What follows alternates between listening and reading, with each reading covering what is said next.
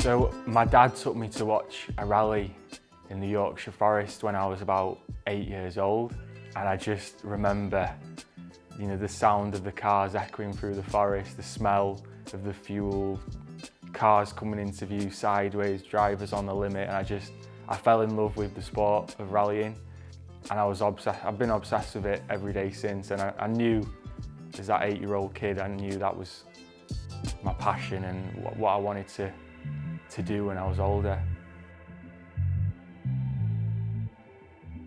My first experience of driving was in fields, in little old cars, and then when I was 15, my dad helped me start in the sport. We bought a little Citroen C1 from a little old lady, turned it into a rally car, put the roll cage in, the seats, proper rally suspension, and then entered the British Junior Championship.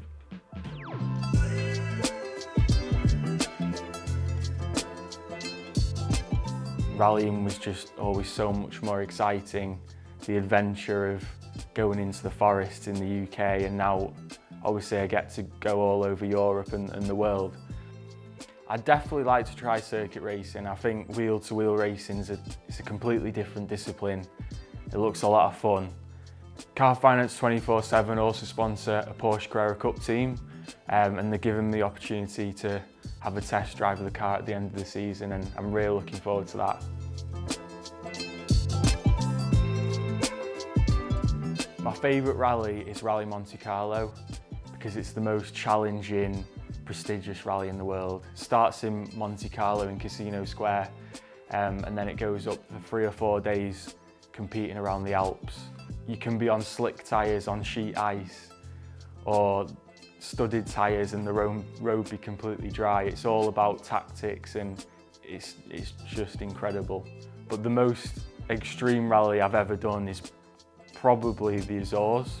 There's a 1,000-foot drop into a volcano crater, one of the most scenic rallies you can see. So it's a tough choice between those two, actually.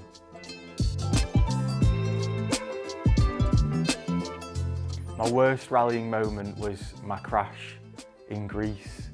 It was a relatively small mistake. I just got confused with a pace note, and by the time I realised, I managed to scrub quite a lot of speed down, but we just tipped over. It's one of those things in this sport. It can be a brutal sport, and it's not deterred me at all. The best memory of my career was when I won the European Rally Championship in 2019.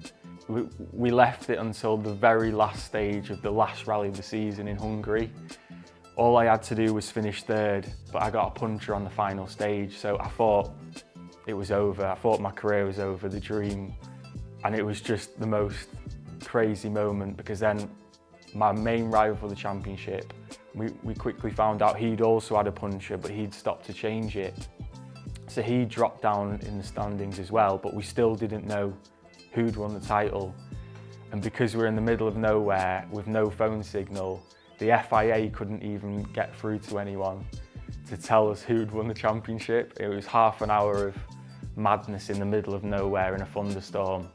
And finally we got the news that I'd become the first British winner of the European Rally Championship in 52 years, and definitely the proudest moment of my life.